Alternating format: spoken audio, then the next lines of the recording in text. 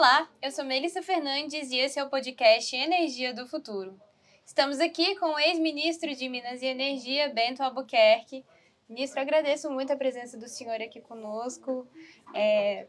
Queria um comentário técnico do senhor, que sempre foi muito conhecido pelo conhecimento do setor, até durante a sua gestão à frente do Ministério, sobre os principais desafios da transição energética.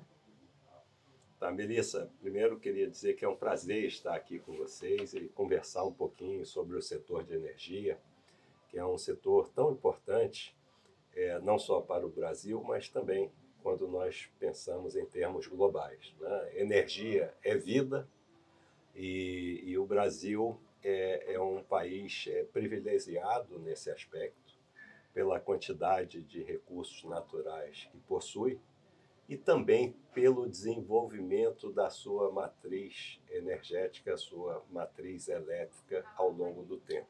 Sim. Hoje, como já é mencionado, o Brasil é uma referência mundial e nós iniciamos a nossa transição energética, eu costumo dizer, há aproximadamente 50 anos atrás. E foi por necessidade. E feliz do país que, em necessidade, tem recursos para suprir a sua energia. E o Brasil fez isso, né, na década de 70 do século passado, quando começou a construir grandes hidrelétricas. Itaipu é o exemplo clássico disso, já tem 41 anos em operação, é uma das maiores hidrelétricas do mundo. Em geração de energia é a maior. E também iniciamos programas no setor de combustíveis, com os biocombustíveis. Sim. E naquela época, né, foi o programa Proálcool. E isso permitiu que o Brasil hoje tivesse uma matriz de transportes, tenha uma matriz de transportes urbano, uma das mais limpas do mundo, por conta dos motores flex, o etanol, e agora, há pouco tempo, o biodiesel, e também o biometano, e por aí vai. E começamos também, por conta da potencialidade, o Brasil é um país continental, o programa nuclear.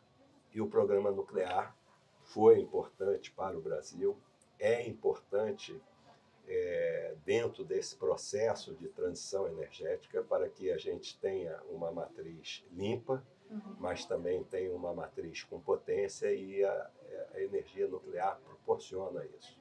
Agora, a transição energética, ela tem desafios. A nossa matriz, nos últimos 20 anos, se transformou por completo. Hoje nós temos uma capacidade instalada, por exemplo, de geração solar de 35 gigawatts.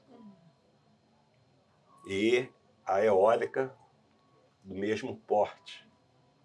Então, isso leva a desafios para que você tenha um modelo adequado a essa geração e a essa distribuição que proporcione ao consumidor a energia ao custo mais baixo.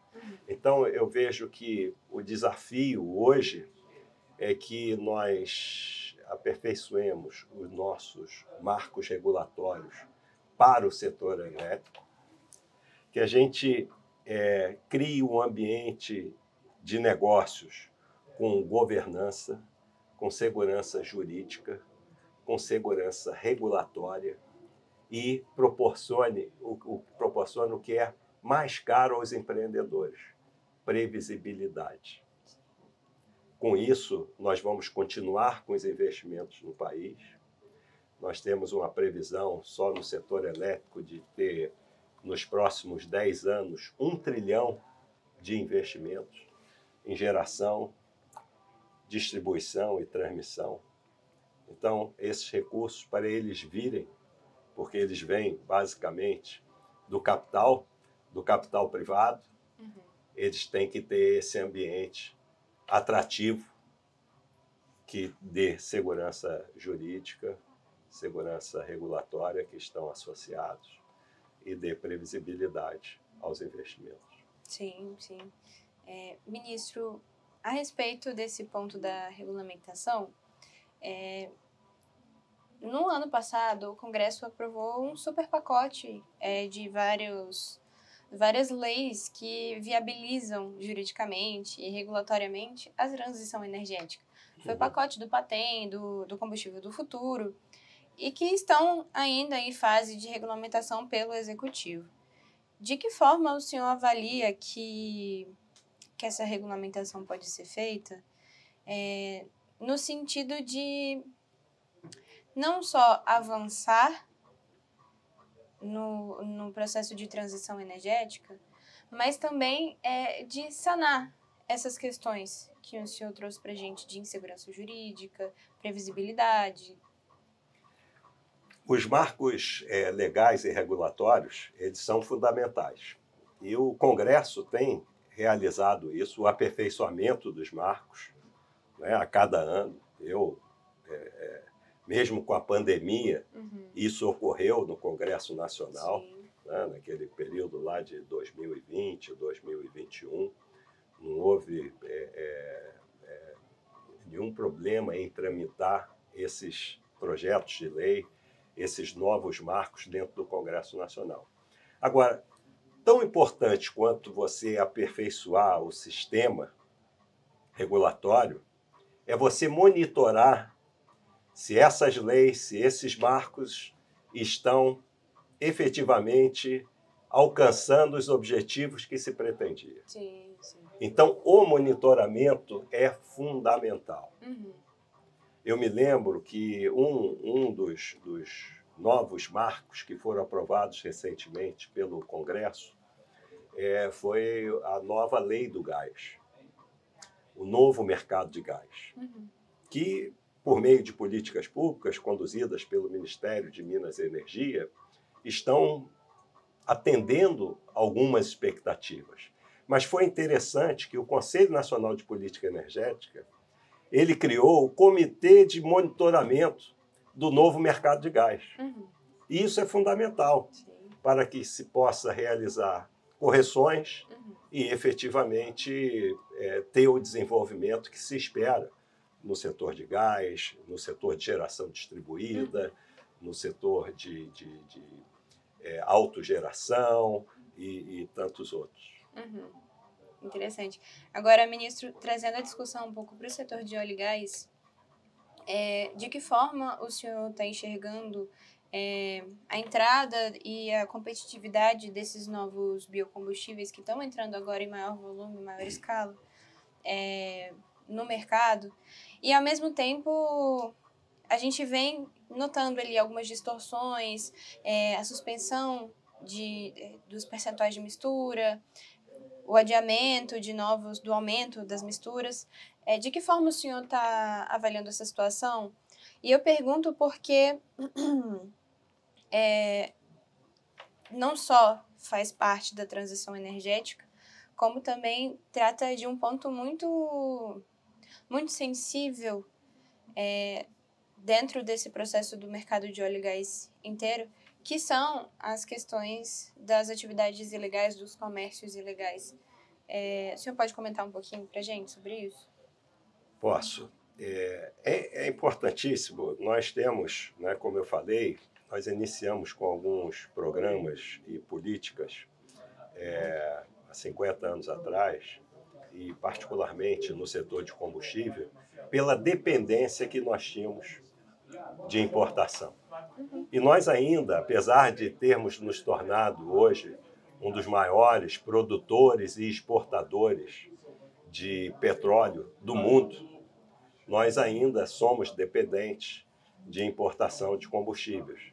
Mais ou menos 20% de diesel e 7 a 10% de gasolina. E tudo isso está, evidentemente, vinculado com a segurança né, do país como um todo, tendo em vista que os combustíveis, né, o diesel particularmente, eles são fundamentais na matriz de transporte do país. E eu estou me referindo a transporte de carga, principalmente. E é importante que essas políticas que visam a dar essa segurança energética ao país, elas tenham também condições de monitorar esse mercado. Se estima, Melissa, em torno de 40 bilhões de evasão fiscal e de adulteração de combustível por ano. 40 bilhões de reais. Caramba, essas estimativas da Receita Federal. Essa da Receita e também das associações sim. setoriais, da própria Agência Nacional de Petróleo, Gás e Biocombustíveis, interessantíssimo esse dado, que é responsável também pela fiscalização. Então, nós temos que aperfeiçoar isso. Né? Aperfeiçoar isso é só por conta da agência reguladora? Não, não. Nós temos que fazer isso num esforço de todos, de todo o setor, de todos os agentes, para que nós possamos eliminar essas fraudes e que a gente possa ter efetivamente um mercado de combustíveis que leve ao consumidor um combustível de qualidade e a um preço que seja razoável. Muito bacana a leitura do senhor. O senhor, como uma pessoa muito experiente, sabe que esses fóruns, esses lugares que concentram interesses e debates são de muita relevância para o setor, mas eu queria que o senhor contasse para quem está em casa assistindo a gente a importância do Fórum de Líderes em Energia, que já está bem consolidado, é bem tradicional do setor, para a chegada de conclusões nesses debates que a gente está comentando aqui. Olha, eu já participo do fórum desde do seu início, que foi há 3 anos atrás. Eu tive a oportunidade, eu diria mesmo, o privilégio de comparecer nesses 3 anos a esse encontro, que cada vez é melhor, cada vez temos mais participantes, e aumentando a sua escala também. Esse ano nós tivemos o primeiro fórum de petróleo, gás e combustíveis, biocombustíveis. E isso é muito importante, porque nós temos que debater. Eu costumo dizer que todos fazem parte da solução, não do problema. Nós temos desafios, como já mencionamos aqui, alguns deles, mas é importante que essas lideranças, que vão desde o setor privado ao setor estatal, que tem que conduzir as políticas públicas, que tem que regular, todos têm que se sentar juntos e discutir os desafios que nós temos e buscarmos soluções, cada um dentro das suas competências e atribuições. E é importante também que essa discussão, que esse debate não fique restrito aqui. Tenham canais de comunicação, como esse que nós estamos aqui conversando, para que leve a sociedade em geral a discussão e também a visão que esses líderes do setor de energia têm sobre a conjuntura atual e as perspectivas que são muito boas, promissoras para o Brasil, para os próximos anos. Então, vocês estão de parabéns em conduzir essa discussão, promover esse fórum e, principalmente, dar oportunidade para que outros possam ter esse privilégio que eu estou tendo participando de mais esse evento. Imagina, eu agradeço muito, ministro. Não seria possível se não fosse grandes pensadores como o senhor, que estão aqui participando dessa conversa hoje. Muito obrigado. Eu encerro essa entrevista agradecendo a presença do senhor. E a quem chegou até aqui, eu agradeço. Se você quer ficar sabendo mais sobre o que aconteceu aqui no Fórum de Líderes em Energia, nos acompanhe nas redes sociais e aqui no YouTube. Muito obrigada.